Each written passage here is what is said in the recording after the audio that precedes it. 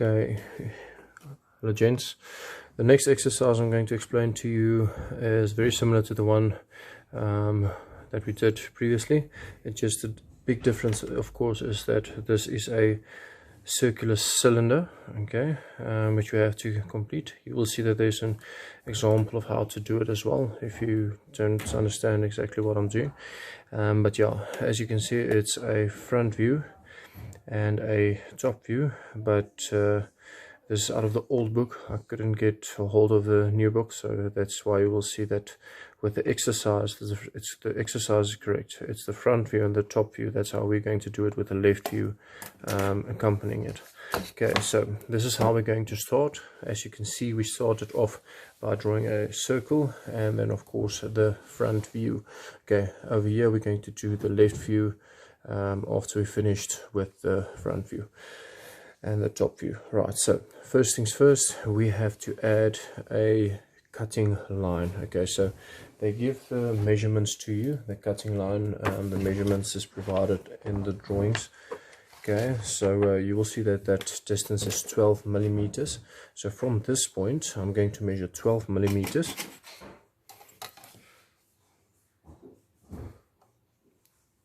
And then from there on it goes straight through this corner over here.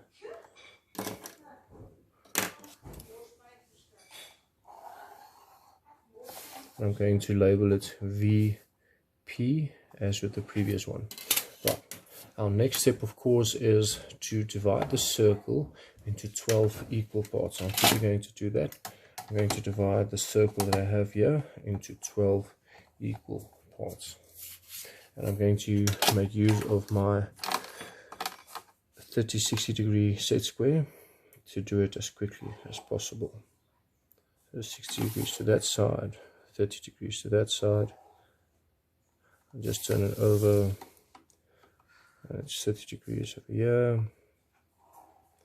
And once again, 60 degrees over here. Right, so now I divide it into 12 equal parts. My next step, of course, is, as I mentioned previously, that you have to number. So I'm going to start with 1 and then I'll go clockwise.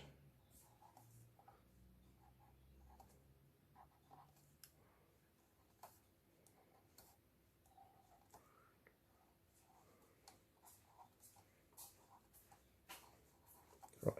All 12 the points I'm going to project upwards to my front view.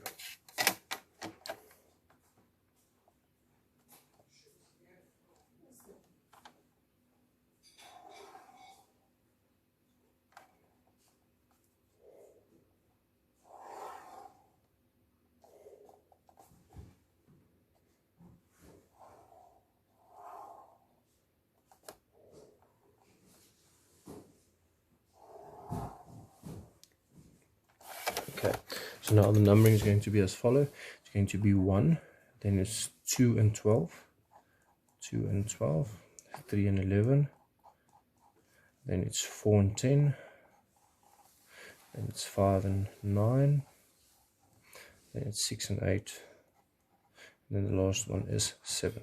And due to the fact that it's a prism, I'm going to do the exact same at the top as I did at the bottom. So it's going to be 1, 2 and 12, 3 and 11, 4 and 10, 5, 9, 6, 8 and 7.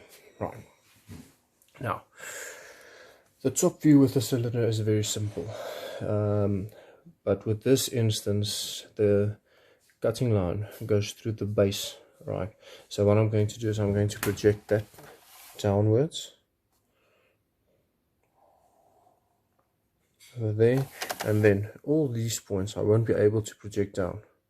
Okay, so they stay on the rim of the drawing. So this is actually very simple.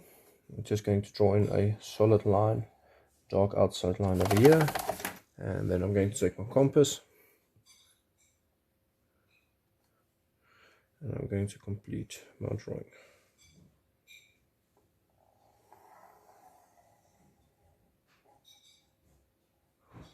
end up looking like that.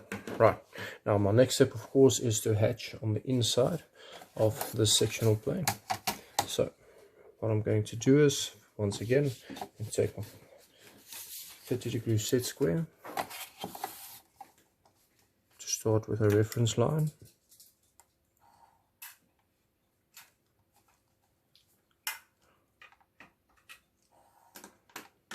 And I'll do the hatching.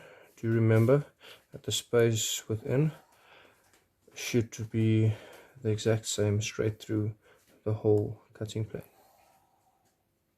And remember, those guys that didn't see my first video, that to do that, as you can see, each line that I draw, I'm making sure that this line makes contact with that line. Thus all my spaces will be the same.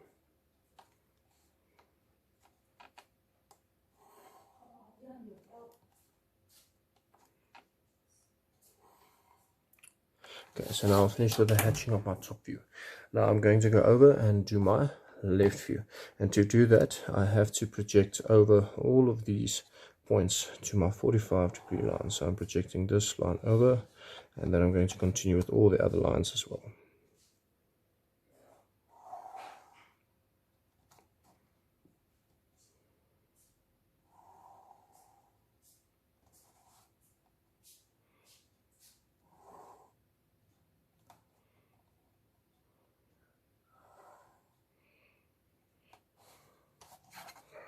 And there where they make contact with my 45-degree line, I'm going to project them up 90 degrees. Okay, now you'll see that what I'm going to do now, I'm just going to project over my height of my prism, so I don't have too much lines at the top that exceeds the length.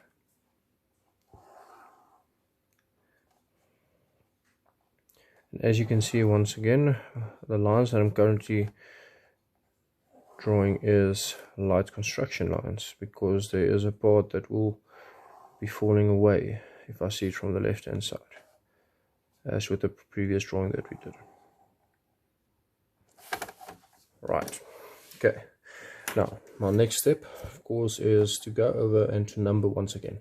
So I'm going to follow my numbers. So this one will be 4, this one will be 3 and 5, the next one will be 2 and 6, 2 and 6, the next one will be 1 and 7, the next one 8 and 12, 9 and 11, the last one will be 10.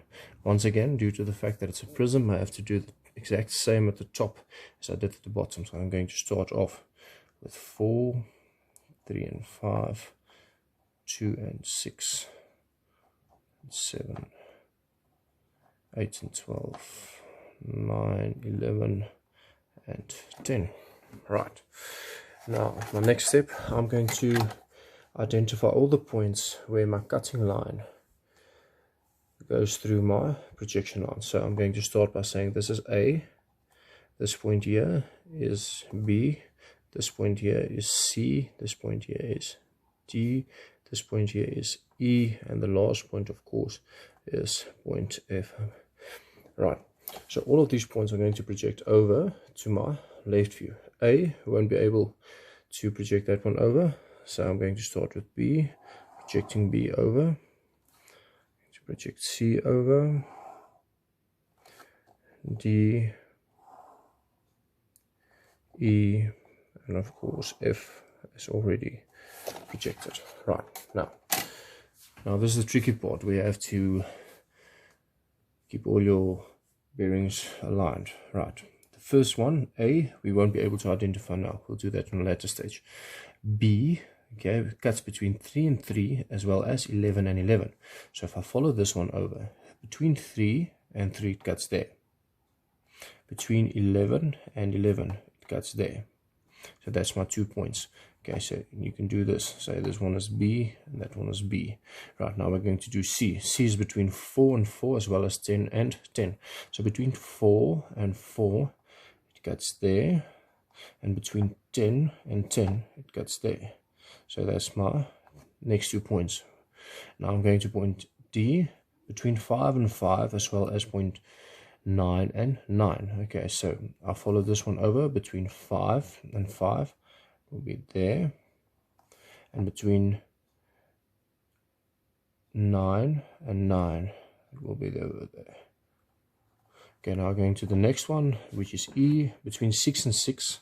So between 6 and 6 it gets there, and then also between 8 and 8 it gets there. And the last one is F. It's on the point, say 7 and 7. Between 7 and 7 it cuts there. So that's point F.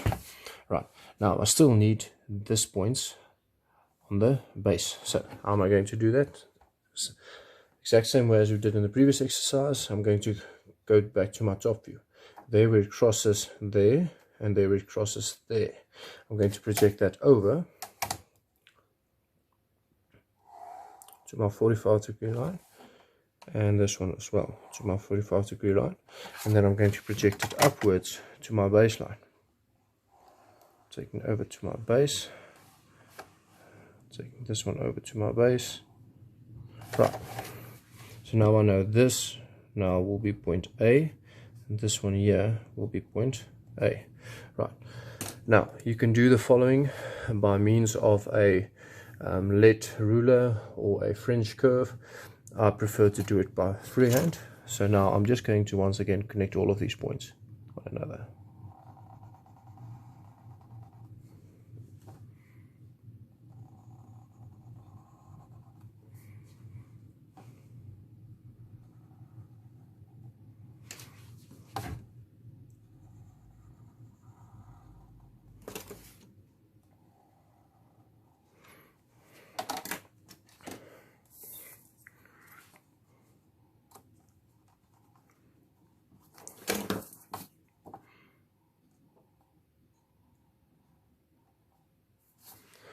Okay, and then the bottom part as well.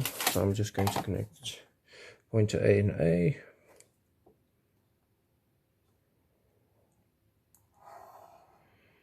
And that will be my cutting plane of my left view. So once again, 45-degree triangle set square.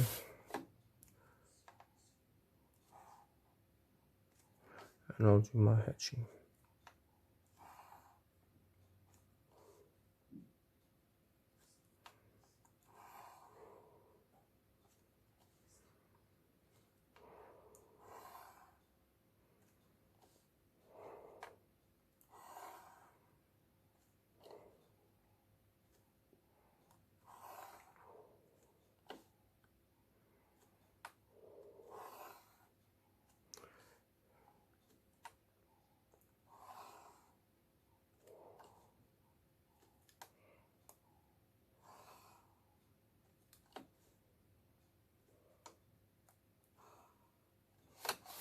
Okay, right, now this is only the true shape, not the true shape, the sectional plane, but now I do have to add an extra part here as well.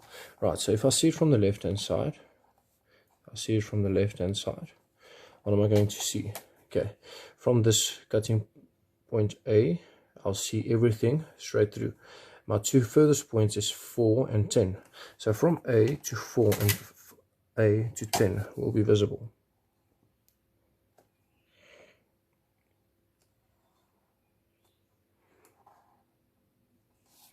Okay, now I can't just leave it, so from there to there, that line is also visible. So from C to 4 and from C to 10 will be visible.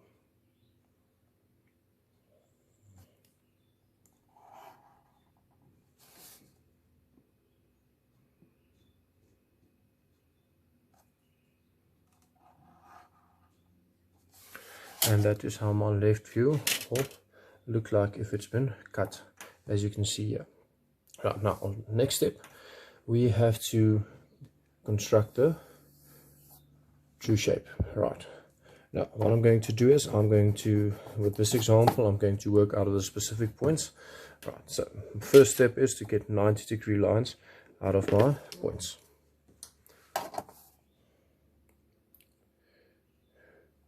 The easiest way to do this, due to the fact that my cutting line is not at a specific angle, is to get a reference line So I'm going to get myself a reference line like this, and now all I'm going to do is I'm going to, by means of parallel, draw on all of these lines.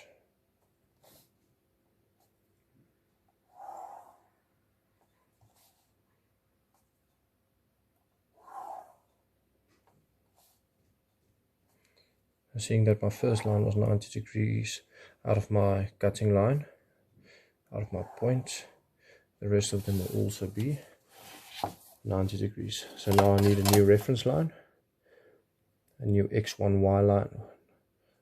So I'm going to start over here, x1, y1. Right, and now we're going to follow the exact same steps as we did with the previous exercise.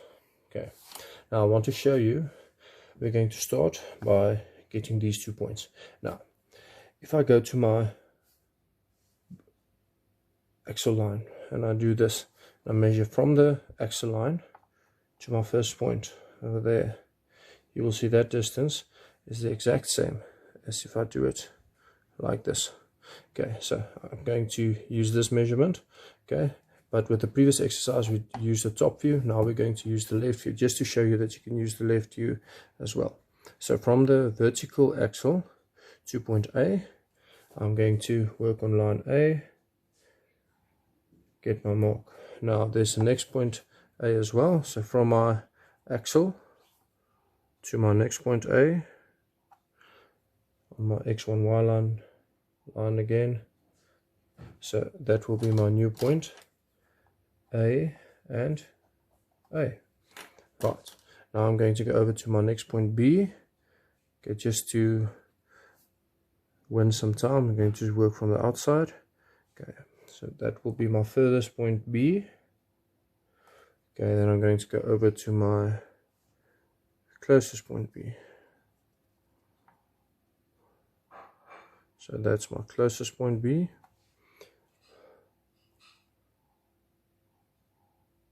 So now I've got my 2 point B's.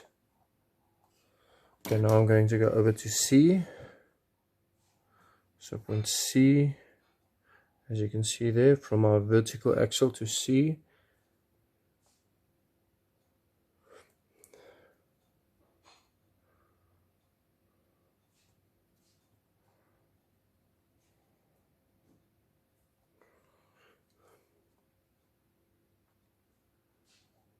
So now I've got my 2 point C's, C and C. I'm going to go over to D again.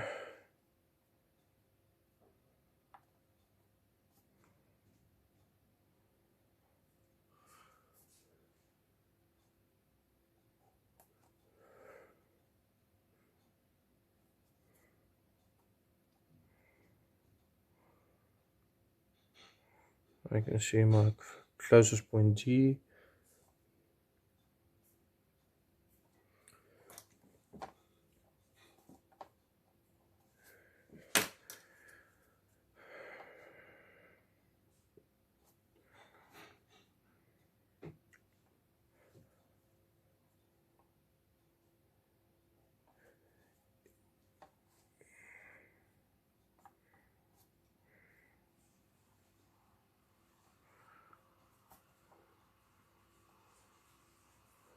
My 2 points E.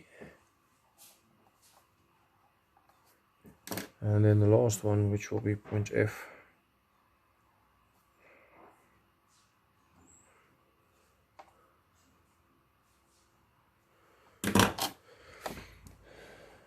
So that will be my point F. Now once again, French curve, lead ruler, doesn't really matter.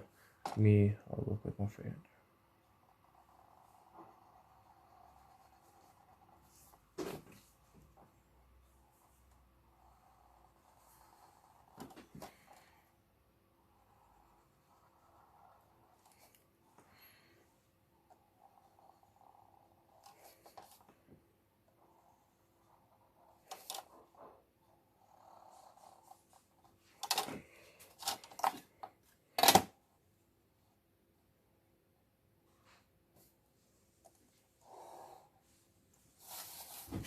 And then of course I'm going to finish it off by doing the hatching.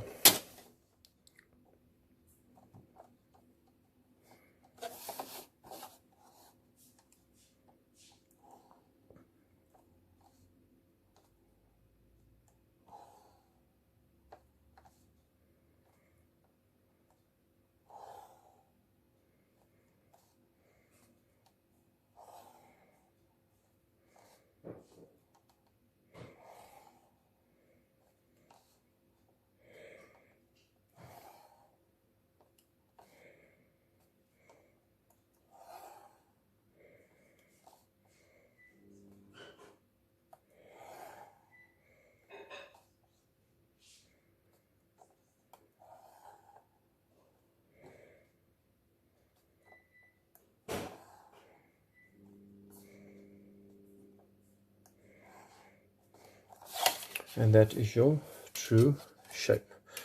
Okay. I do hope you find this helpful, and good luck with the rest of your drawings. Enjoy your day.